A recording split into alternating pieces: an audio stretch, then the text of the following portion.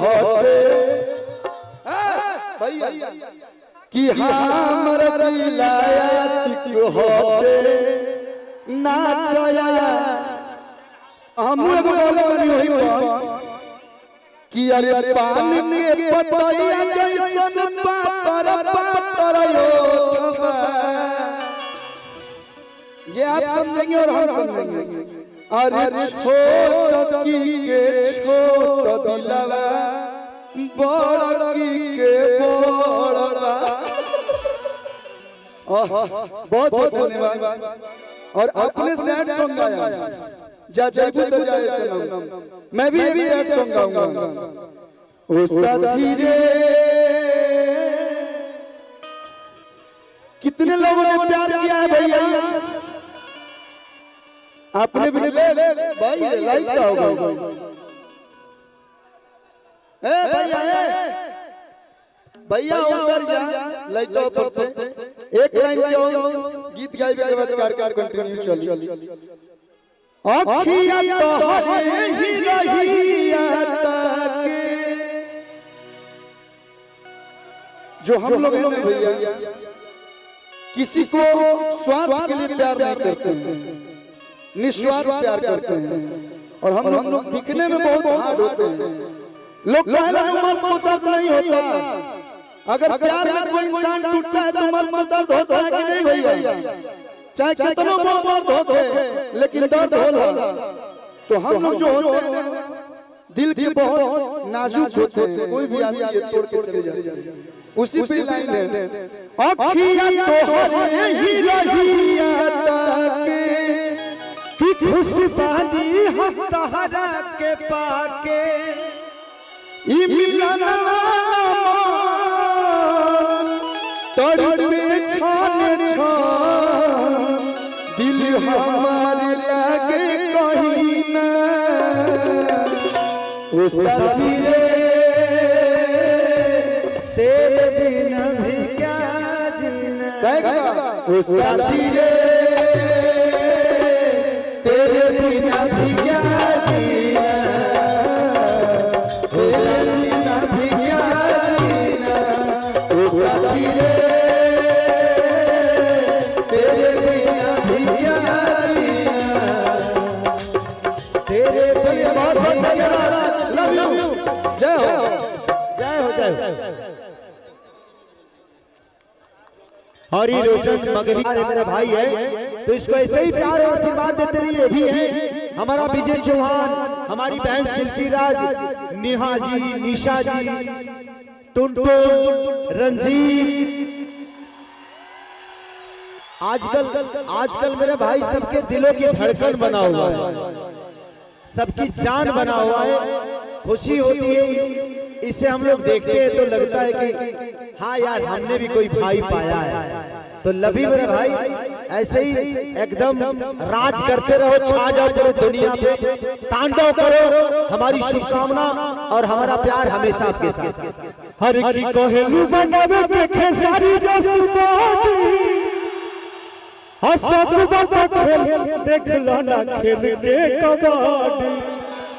हर की फिट रही दे हमारा बिमुरा चाची अपट निकल जो कला जी राजा जी। खेसारी भी हमेशा हमको मोहब्बत देते हैं और प्यार खातिर दिल से धन्यवाद।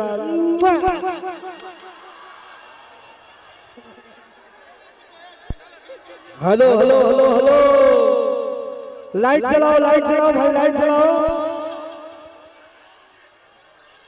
हर की लाइट बूटा के कथेला सब भालू पकड़ो पकड़ो। Hello hello hello hello hello. हमरा बाबू के अकेले कइले तो दिल कहां से कइले। और हमारे भोजपुरी के जितने भी हमारे तमाम कलाकार देखिए, हमारे जय साहब बिजली विभाग के एकदम टप्पर खिलाड़ी और भैया का मोहब्बत हमारा हमेशा मिलेगा। और मंच में हमारे जितने भी कलाकार हैं सबको तहे दिल से प्रणाम। और हमारे राहुल भैया हमेशा मोहब्बत देवले, रंजीत भैया ओकरा बाद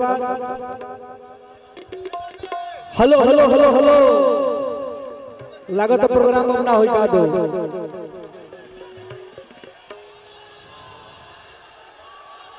हर की तोरा मजनुआ पर रे जनुआ 18 गो मर्डर केसबा हर किया ने तो हमको शासन में भाई हमारा पूरा चाहिए कम ना। और देखिए आप लोगों से बता दें कि रजू शर्मा भैया है और इन्हीं के चैनल से गाना आ रहा है कि तोरा मजनुआ पर रे जनुआ 18 गो मर्डर केसबा बहुत कम पैसा दे रहे हैं। और आज हम ये जगह पे पहुंचल बानी इसमें सबसे ज्यादा योगदान किसी का है तो वो हमारे राइटर सुनील सागर जी का है। तो मैं चाहूंगा सुनील जी है मेरा प्लीज सुनील सागर जी पर आओ भाई। और आज hello hello hello hello Sunil Sagar ji हाँ हाँ एकदम सुनील सागर जी प्लीज यहाँ पे आइए हमारे पास आओ डार्लिंग। हेलो जितने हमारे चाहने वाले भाई हैं आज इसी सागर के वजह से हम कोनो गंगा पार कर जाइला ठीक ना ही सागर कइलो किलो दूधवा पाभर कइलो। एगो होली के बड़ी जबरदस्त गाना कवि जी लिखले बड़े जवन गाना हमार ऑफिशियल पे आइल बा धारा 354 सब कुछ करवैलू अंधारा में ढकेल देलू 354 के धारा में काफी जबरदस्त गाना बा। और हम चाहब कि एक बार सुनील सागर खातिर जोरदार ताली बजाएंगे भाई। ओ हो लाइट चलाओ बाबा।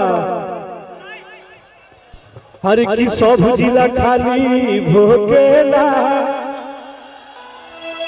हमार जिला सीधा ठोकेला।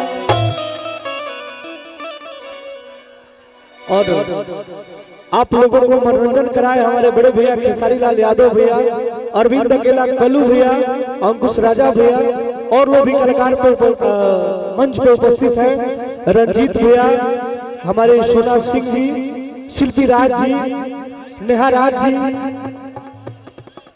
अरे किरे पगली ते दौड़े लगली जब से जातो टुनटुनवा से जुड़े लगली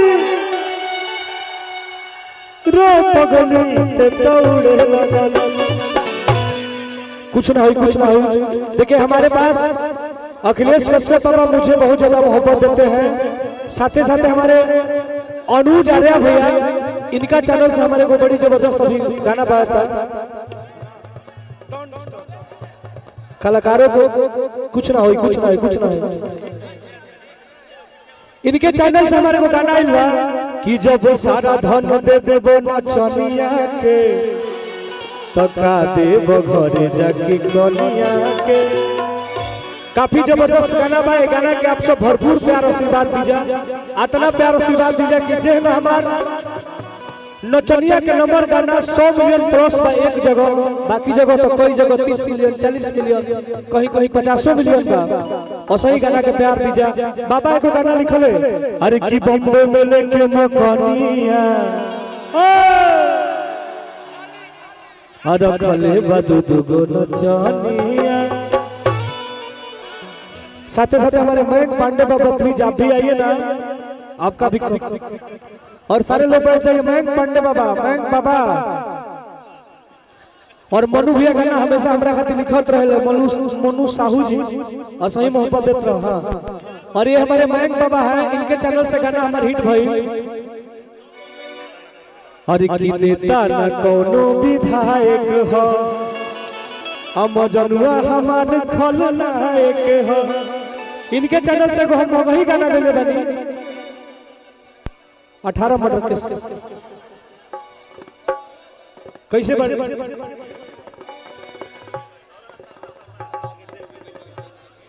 रिकॉर्डिंग हुई तो मजा आ जाए।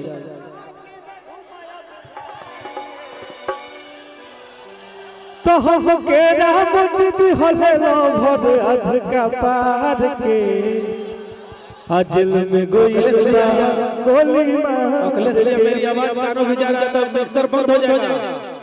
और हमारे अरविंद बाबा के आज जन्मदिन बा, हमारा तरफ से बहुत बहुत बधाई बा। नमस्कार प्रणाम, हम टुनटुन यादव और आज हमारे अरविंद तिवारी बाबा के जन्मदिन बा, हमारा तरफ से बहुत बहुत बधाई बा।